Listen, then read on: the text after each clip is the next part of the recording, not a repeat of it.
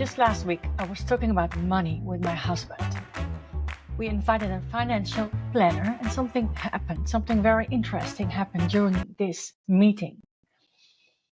Whatever I would say, whatever question I would ask, this financial planner would always look at my husband. He would always look towards my husband. I would ask a question, he would answer looking at my husband. I would say something, and he would respond looking at my husband. My husband would say something, he would say something, they would have the conversation. When I joined, he again was looking at my husband.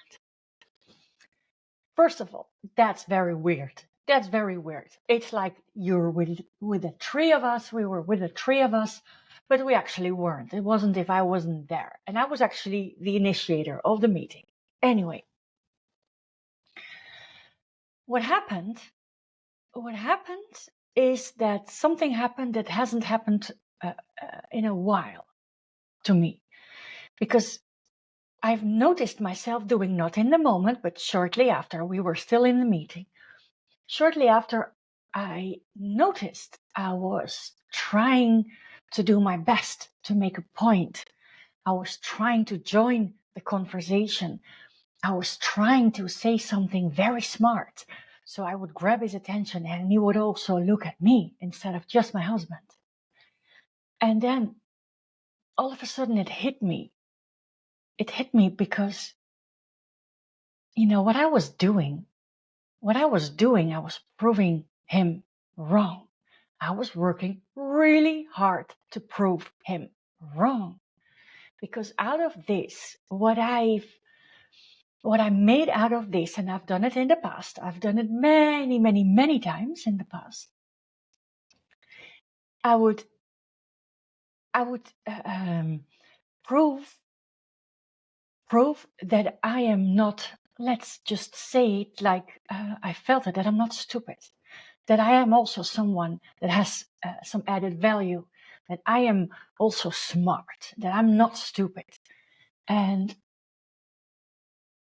because of that, because me being in this situation, it brought it all up. Okay, this person doesn't find me good enough, so I have to do everything I can to prove him wrong and to prove that I am good enough. And we were still in this meeting, right? We were still at our dinner table at home. We were still in this meeting. And I was like, oh, I am getting the feeling I'm good enough. This is all about my self-worth. And all of a sudden, in front of this type of person that apparently acts like that, for me gives the feeling that I am not good enough. I totally lost my self-worth just in this 30 minutes. And I realized, oh, but this is not the case. It's just a person who apparently talks to people this way, who apparently has conversations this way. It says nothing about me. Who am I? Why do I need to prove? I don't need to prove myself. I don't need to prove myself towards him. I don't need to prove myself. In this situation, I do not need to prove myself at all. So as of that moment, I stopped and well, they were doing the conversation, so I had a lot of time in between. I had asked, I knew everything I had to know. I had to know already. So I asked myself the question: what am I going to do? Am I going to give him this feedback or whatever? And I was like, okay, no, this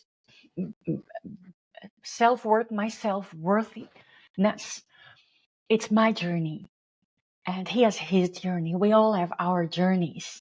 So I decided not to, and after the meeting was finished, it for me was actually also finished. It didn't bother me. I don't know if I'm going to work with this person because he was there to try and make a sale. Interesting, right? You try and make a sale and you only have a conversation with one person while you have two on the table. I had it before. It happened before in work situations, often actually. But this was a very interesting one because I've noticed that I went in my old pattern behavior. That's what I did because I noticed I was trying to prove myself. And so if you in any form recognize yourself having a meeting with multiple people and one person only tends to speak to other people but you, then don't try and prove yourself. Don't try and prove yourself. Just focus on what it is that you want to get out of the meeting, and then that's it. And then, of course, you can decide whether you mention it during the meeting or I guess it all depends on the situation. And then see what you're going to do with it. But this is not about you. This is not about you. It's all about the other person. And you, as I discovered, I don't need to prove myself. I am fantastic. I'm great. I love myself. I'm good exactly the way I am. And even if I'm not good, I'm still good the way I am. And that is how I wish everybody could see themselves. Of course, especially you. I had it before. Now, me talking about this, I remember I was working as a sales and marketing manager. And together with the two company owners, we were the management team, the three of us. And we needed somebody to manage the operations team. And we had an interview with this person. And even before the meeting, my manager, which was one of the owners of the company, came to me and he said, "Susan, I found somebody. This person, we really need to have this person in the company. We really need to get him on board." And I don't know, somehow, if you are already so convinced somebody needs to join the company in a very important role, and actually the previous operations manager left, not in the easiest way, let's say like that, and then I'm not going to go against, I'm not going to warn people, no, because they have to figure out themselves. Because if I'm the one starting to say, yeah, but what are you saying? Are you crazy? You don't even know this person. Don't you at least want to have some interviews with this person? Then I am the person. If I start from the first moment like that, then I am the person they're not going to listen to anymore, because I'm the one, oh, she's such a pessimist. And so I didn't say nothing. I just, of course, they invited me for the interview. So there we were with the three of us and this candidate, which according to them was not a candidate anymore, but according to me, it still was.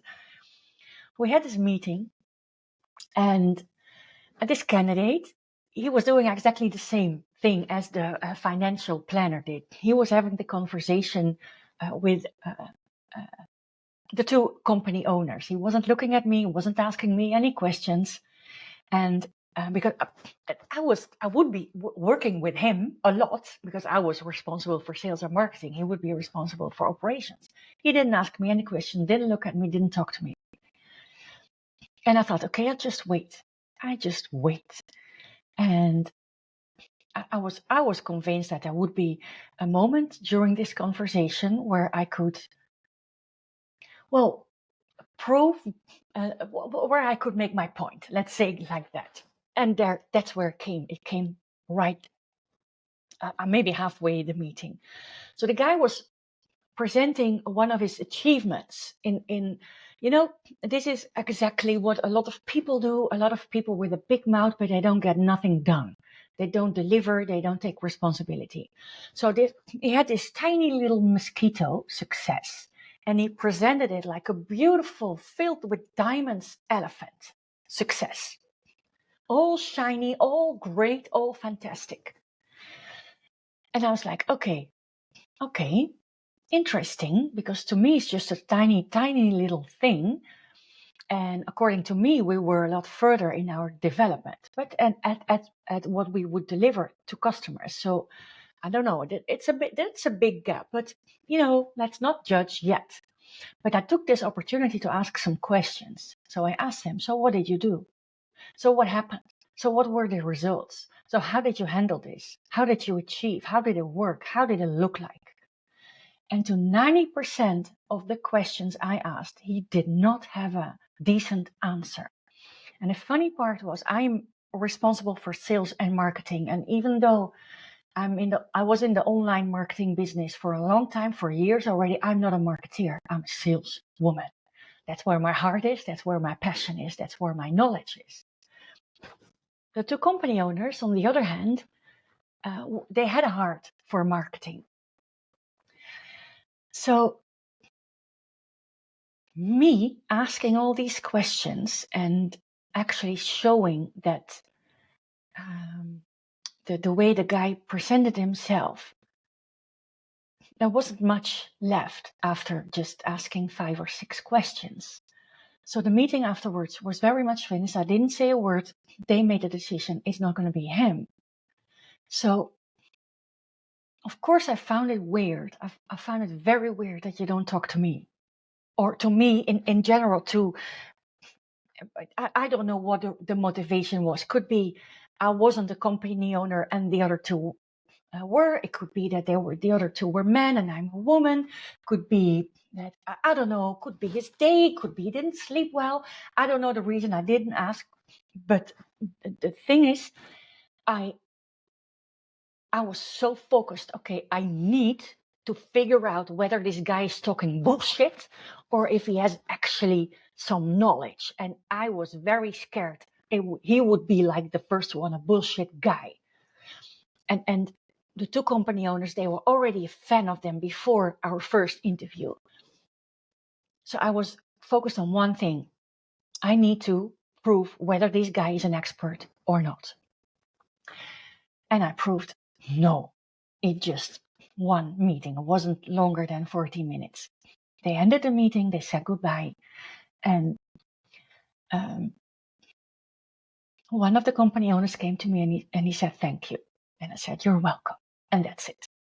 So it was funny because even though I had situations where I would feel very small, I would really try and prove myself, I was so focused on this one thing.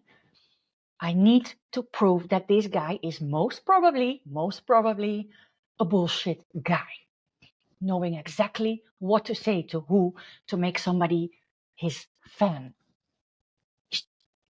But it doesn't work like that. So it's very important that if you notice this happening to yourself in whatever situation, can be anywhere. I did not expect if a financial planner is coming to our house and try to sell something. I was the one inviting him. I did not expect he would be only talking to my husband.